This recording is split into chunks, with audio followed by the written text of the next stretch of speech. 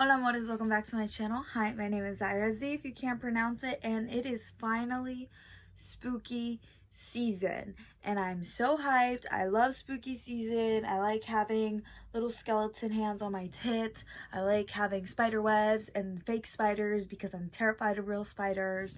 And so you guys are getting a spooky story time. Okay, so this first story time that I'm gonna tell you guys happened to me when I was super little. Now, before we get into either of these story times, because I believe you guys are probably gonna get 2 or 3 story times, probably 2, but I'm gonna aim for 3. A little background about me. I was raised in a Mexican Catholic household. Believe in spirits, believe in God, all of that sort of thing. Believe in the devil and demons and all of that. And me personally, I actually do very much so believe that, there are spirits, there are demons, there are like all these like supernatural things. Now, don't get me wrong, like, I'm not the type to like, if the wind blows something, I'm automatically like, it's a fucking spirit. Not to that extreme, but I definitely do sometimes feel like shit just can't be explained type things. So call me crazy if you want. I've never denied that I'm a little bit off. Basically, when I go to Mexico, I stay with my mom's sisters. And really, all of my cousins on my mom's side, like, none of them were really around my age. They were either older or younger than me. However, I did have one female cousin in Mexico who was my exact same age, but she lived in a different city, which was kind of far away, and neither of my aunts on my mom's side drove. So if I wanted to go out there, I would have to catch the like a bus, right? So like a Mexican Greyhound type situation. Neither of them wanted to make that long trip on the bus with me, and my parents didn't want me to go alone because obviously, like, Mexico is not the safest place for an American citizen to be traveling alone on a bus. And so my dad's brother, who also lived in that town, his wife offered to go with me, which I thought was super sweet. And I didn't know her super well because, again, this was only like my first or second time going to Mexico to like meet all of my family. So I didn't know her very well, but she was married to my dad's brother, so she was family. So, you trust family. So my parents asked me if I felt comfortable with going with her on this bus ride to Mexico. And of course I said yes, because I really wanted to see my younger cousin, or not my younger cousin, my cousin that was the same age as me. And so we'll name my aunt, my dad's brother's wife, we'll name her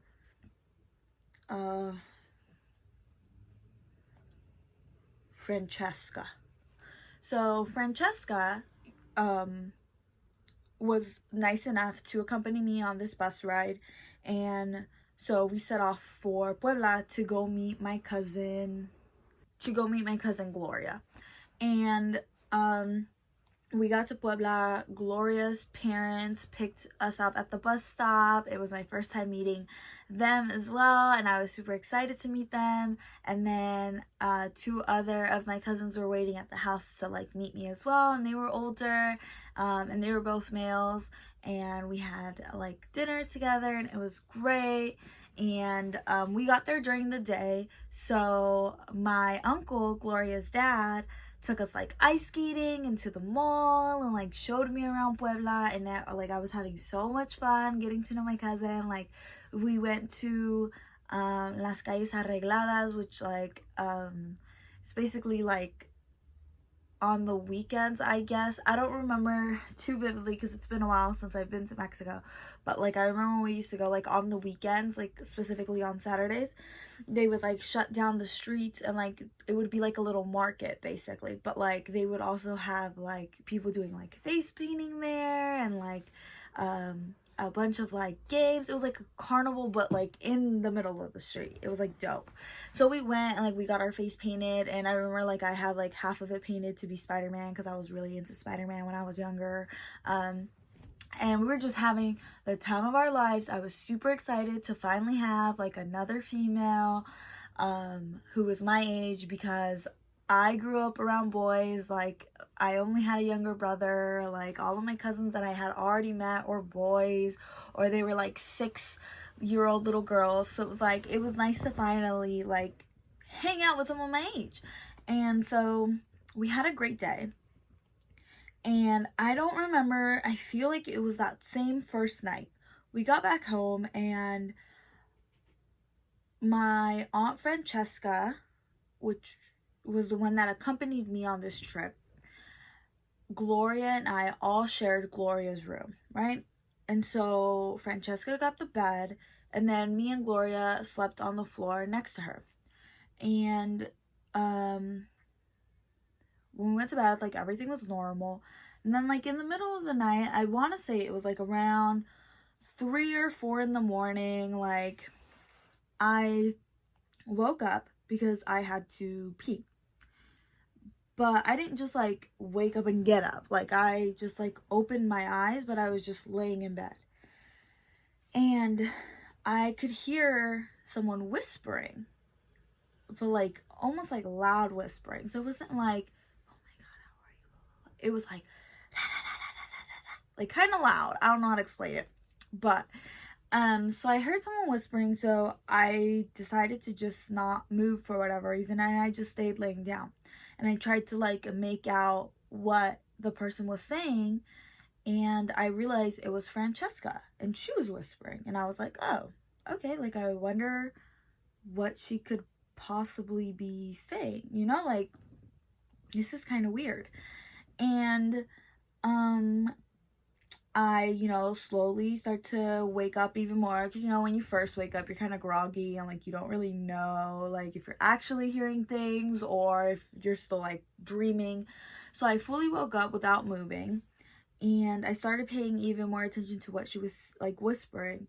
And she was saying like all this in Spanish, but she was like, so she's saying something, she's like whispering shit in Spanish, and I like turn my eyes in my head a little bit, but I try to be super quiet because I don't want her to know that I'm awake. And I noticed that she has like some sort of like little book in her hand, and I start paying attention to what she's whispering, and she's whispering shit like, Diablo, ven a nosotros, Diablo, ven a mí, Diablo, cambiarás, bla, bla, bla, bla, bla. A nosotros, Diablo, ven por nosotros, Diablo, ven por nosotros, Diablo, te estoy amando, ven por nosotros. Which, to translate for y'all, she was basically like whispering, devil, come to me, devil, come to us, devil, come get us. Like, she just kept repeating that, like, devil, come to us. And little 12-year-old Zyra was like, is this bitch calling not the devil? Why is she calling why did she need? I was so just like literally paralyzed. Like, your girl no longer had to pee. She did it. Nope. No. I'm not getting out of bed. Absolutely not. So, I just got chills thinking about it. So, yeah, so she's like, I hear her praying to the devil, and she's praying to the devil to come get us. Not just her. She done included me in her little prayer. She said all of us. Devil, come get all of us. And I like did a double take, because I was like, did I hear devil? Or maybe she did say God. Maybe she's praying to Jesus, or maybe she's praying to a specific like good saint or good angel. No, this bitch was praying to the devil, to Lucifer himself, which, now that I'm older and I've studied a little bit about Satanism, listen, don't get me wrong. If that's what you worship, that's what you worship. But don't go telling nobody to come get me. I'll decide who I want to come get me. And in that moment, 12-year-old me did not want to get got by the devil. And so my ass just pretended to go back to sleep. I was like, you know what? No, I'm not waking up. Because if I wake up in the middle of her fucking seance or whatever the fuck she was doing, what if I become a sacrificial lamb? What if she realizes, oh, the devil ain't coming because I haven't cut nobody, and she decides to stab me? Absolutely not. Your girl went right back to sleep. I was like, no, Jesus, not today. I'm going to go to sleep, or pretend to. So the next morning, we wake up, or that same morning, obviously. That same morning, as soon as my cousin Gloria, I noticed, like, she's waking up, that's when I'm like, okay, that's my green light to get up, too. I don't hear her or Francesca whispering and doing her little seances anymore, so I'm like, okay, it's safe to get up. And I'm thinking, how is the day gonna proceed, right? Because do I tell an adult? Like, do I go up to my aunt who just met me, my family members who just met me, and be like, hey, let me just accuse somebody of over here or worshiping the devil? Like, I genuinely thought that they were going to think I was crazy. And I was like, that ain't a great first impression. It's not. Look at this fucking little American girl coming over here and accusing us of fucking brujeria. Like, no. So I kept my little mouth shut. And I just, like, avoided as much conversation with Francesca as I could for the rest of the trip. And then it hit me, oh, I'm traveling back on a bus with her. So it's safe to say I didn't fall asleep the whole bus ride back, right? So basically, I'm getting ahead of myself. The rest of the trip was great. I didn't hear her worshiping to the devil for the rest of the trip, but also, like, I was super exhausted for the rest of the trip. And so I don't remember if maybe we just didn't sleep in the same, like, I chose to sleep in the living room or some shit. I don't know. But point is, I didn't hear her worshiping the devil or praying for the devil to come grab us for the rest of the trip. And then on the bus ride home, I was obviously alone with her aside from, like, all these strangers. So I did not sleep on the bus ride home. And she dropped me off at my aunt's house on my mom's side.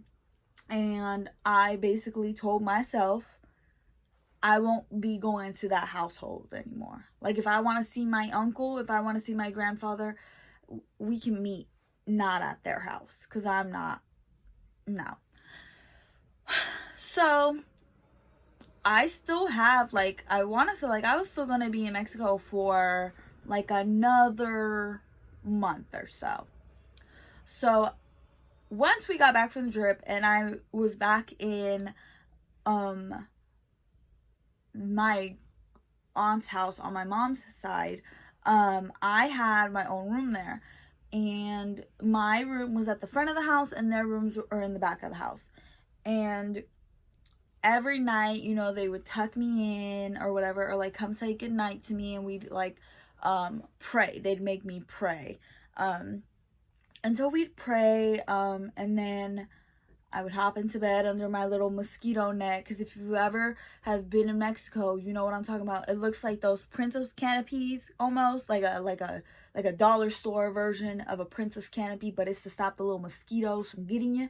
So I would get under that, and they would leave, turn off all my lights, and then leave, and then turn off the rest of the lights in the house. As soon as I would hear them go in their rooms, I would come out of my little mosquito net and turn on all the lights in my room, because I could not sleep. Like, when I tell you guys I could not sleep, like, I was afraid to shut my eyes. Like, genuinely 1005% afraid to shut my eyes. That's how fucking traumatized I was. And so for the first 3 days of no sleep, they didn't really notice. Like, nobody really noticed, because I was like, you know, I was like, oh, like, I'm okay, nothing's wrong, blah, blah, blah. I went like a full week without sleeping. Like, lights on in my room, just listening to my little Walkman CD player, reading a little prayer book that I was given. Like, I zero sleep. Now keep in mind, I also hadn't told my aunts what happened on the trip, because again, this was either like the first or second time of me going to Mexico, and so I was like, I don't want my family who just met me to think that I'm fucking crazy. Like, they're gonna think I'm fucking crazy if I tell them. So I didn't tell them shit. So after a week, my aunt finally caught me, because she came back into the house. Her room was detached from the main house where I was sleeping. So she finally caught me because she had come back into the house for whatever reason. She saw that all my lights were on. She was like, why are you still awake? And I was like, I started crying. Like, I just started crying. And she was like, what's wrong? What's wrong? And I was like, I can't sleep. I'm afraid of the dark. Please don't make me go to sleep in the dark. And she was like, why? Like, she was like, what the fuck? Where did this come from? Why are you all of a sudden afraid of the dark? Like, you've been here for a whole last month and you've been sleeping fine in the dark. Like, why are you now afraid of the dark? And I actually don't remember if I told them what happened on the trip, or if I told them after the fact, like after I'd come back, and maybe I just told my parents or some shit. I don't remember. The point is, they were like, no, I must have told them, because I feel like I must have told them, because basically their solution to me not sleeping and being afraid of the dark was, they assumed that alguien me había asustado. Basically, somebody had scared me, right? And so what they do in Mexico, cuando alguien está asustado or someone is scared, is they call a bruja, a witch doctor, I guess, and te hacen una limpieza. They cleanse you, right? And so, lucky fucking us, we lived right next door to what? Lovely lady, love her to death to this day. She came over, and it's not funny because it actually helped. But this limpieza, bruh, she had like herbs, like a little wad of herbs, and she would fucking whip me with that shit while I was so like... Oh, okay. So like, basically, she would have me lay down, face up and then face down, and she would just fucking whack me with these holy herbs, just hit me hard as fuck, and then she would scream in my ear, and it was like in Spanish, but she'd be like,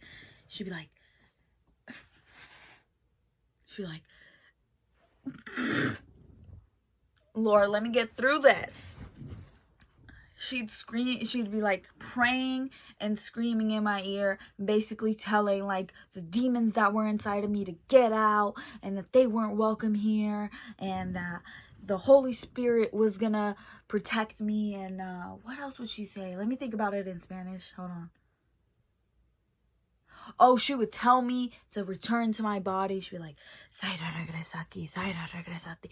Like, she would like repeat it. Like, it was a lot of repetition. And it was very intense. I'm not gonna lie. Getting a limpieza is very fucking intense. Like, it's a little scary in and of itself. But she did that a few times to me. But even after the first time, y'all can say it was, you know, what is it called? When you trick yourself into believing that something worked, like when people take kind of like a placebo effect type thing. Because after the first night of her doing that, I slept in the dark, nothing, just fell asleep like a baby. It could have just been the exhaustion of like, I had already not slept for a whole last week, with the combination of like this bruja telling me that like I was fine now and I was safe now, and like me believing that. It could have been that she was actually a bruja and she done fucking like cleansed me from the devil that Francesca had called to come get me. I don't know what it was, but it fucking worked, is what it did work. What it did do, it worked. 100% worked. Worked so much, in fact, that your girl Zyra asked her to teach me her ways. But yeah, that's the story of how I survived the devil being called upon me to come take me. He didn't take my ass. And if he's listening, please don't Like, listen, I know the world's a scary place, but she's not. I don't think I'm fully ready. I still gotta sign my life insurance policies. Like, don't come just yet. After this election, listen, maybe I'll call him myself. So, that's the first spooky story time I have for you guys. About the time my aunt called the devil to come get us. She done failed because your girl is still here. And the devil, I don't think, ever came to get me. I wouldn't even know what that would look like, really. And before y'all ask, like, yes, she's still married to my uncle. They have kids now. When I went back to Mexico, after that incident, I didn't speak to her. I didn't want to see her. I did see her, like, after that because, you know, she lived with my grandfather. And so when I would go visit my grandfather, obviously she would be there. But, like, I would make it a point to, like, never be left alone in a room with her. So I was so terrified of her. Anyways, I hope you guys enjoyed this video. And by you guys, of course, as always, I mean Michela. I hope you enjoyed this scary story. I don't know how scary it was. It was scary to me at the moment it happened to me. And even thinking back on it, it still kind of spooks me. And I still don't want to talk to that aunt because, like, shit was scary. It was scary. Like, wait, imagine little 10-year-old, 12-year-old you waking up to somebody chanting for the devil to come get you. Shit was scary. It was scary. I hope you guys had a super fucking excellent yet spooky morning, afternoon, evening, night, whenever it is that you're watching this. Please remember to, sorry, I had to burp. Stay safe, wear a mask, wash your hands, and please, for the love of whomever you fucking worship or believe in, vote.